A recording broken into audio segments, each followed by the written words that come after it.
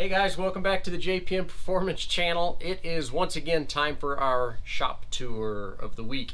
As you can see, I've got my coat on. It's really cold outside. It's about 3 degrees, I think. But we have a little project to do first thing on the shop tour. It is Thursday, February 24th. And our first goal of the day is to load up Taz's race car. Our guy is here to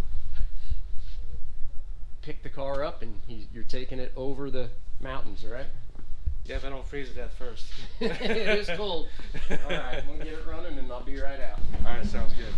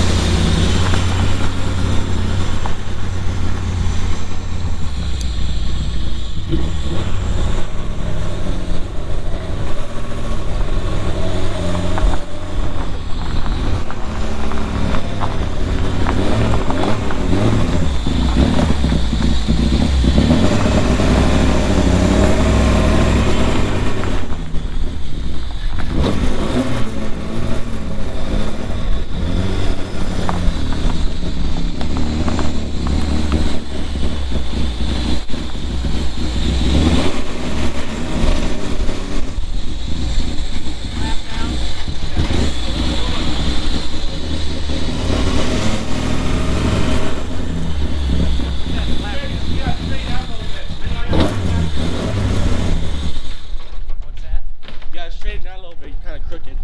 Alright, I get But yeah, the wheel boards look right, so we got the right width. okay, coming in.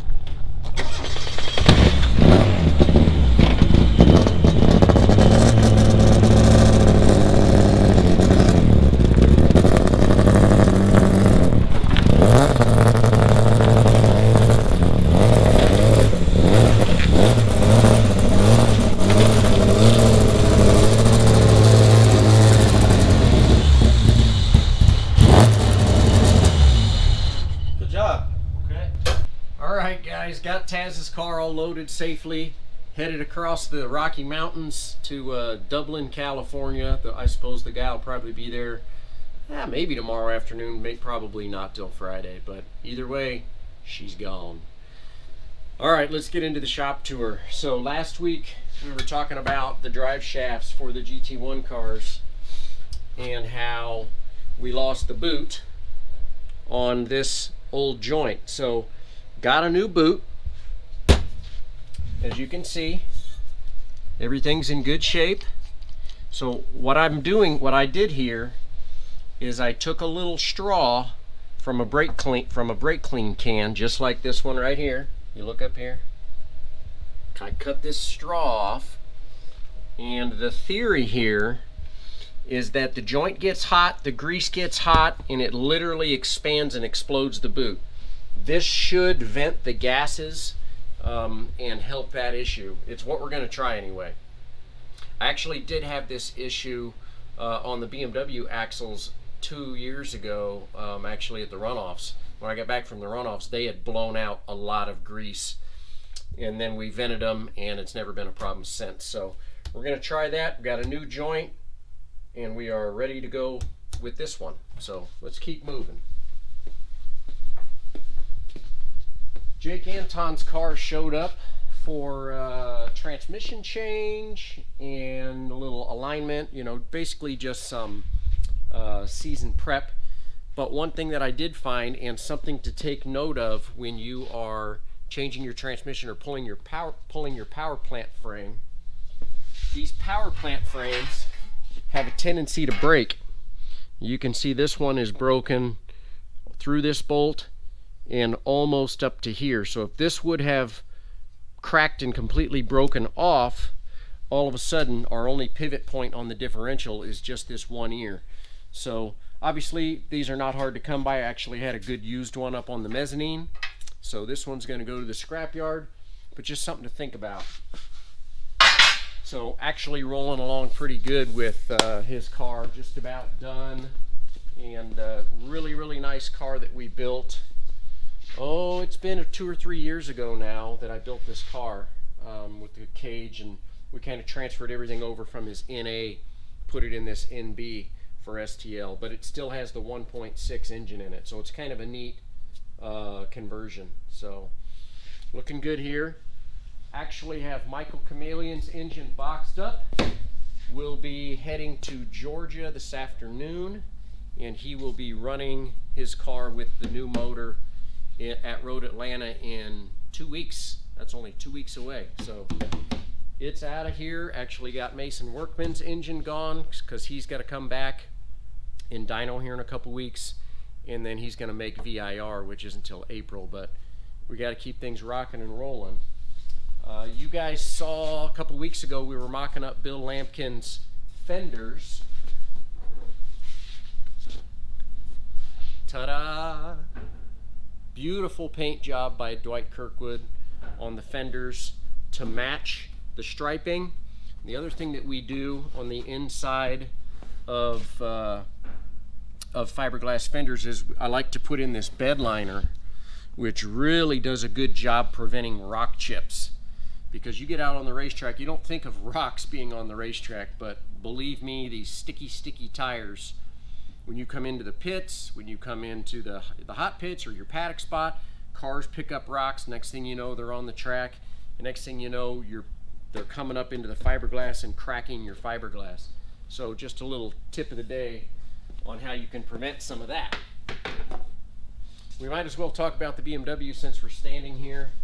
It is finished. The only thing I have left to do is to get onto the dyno.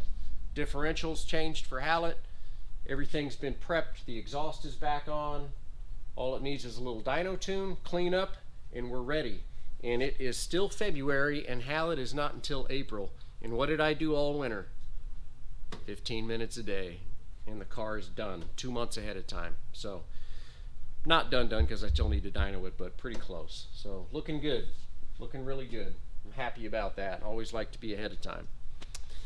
Did get Mike Sturm's F production car into the shop, and he is getting a differential rebuild. His transmission has actually been here for a few months.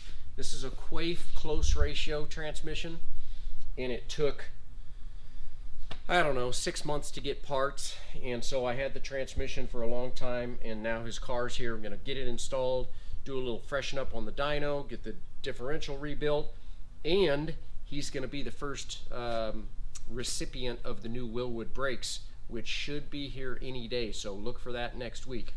But very familiar car to a lot of people. It's been around for a long time. Used to be Fred McConnell's car, and then Mike bought it from him. Gosh, I don't know. That may have been 7 or 8 years ago. It's been a while since Mike's owned it. So nothing much has happened physically on the Cadillac this week, but I do have everything ordered. Couple of new starters and all the brakes, so just kind of waiting for parts to come in. I do have the material to make the under tray, which I actually should be finishing up this afternoon, but looking pretty good there. Now you can see that the Integra is gone. So the new owner was here last weekend, picked up the car and all the pile, and so I'm kind of using it as a spot for all of the Cadillac bodywork, but I am going to get reorganized and get ready for the season. But in the meantime, got my shipment of race fuel in for the season. I'm hoping that this lasts for most of my guys that get fuel from me for the season. I'm hoping that these 6 drums will just about do it. I'm going to kind of set up a little fuel station here so I can keep track of what's what. And Rick is kind of moving out the rest of his stuff, and we're just like always, we're in a bit of a transition in the shop. So that's kind of where we're at this week, guys. I once again have not started on Eric Prill's car, but I promise I'm getting closer.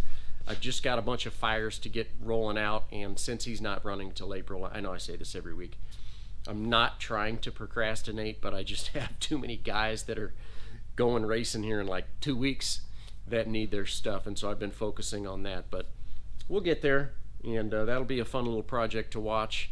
In the meantime, I'm hoping that a bunch of the parts come in for the Cadillac, and we just keep the ball rolling every week.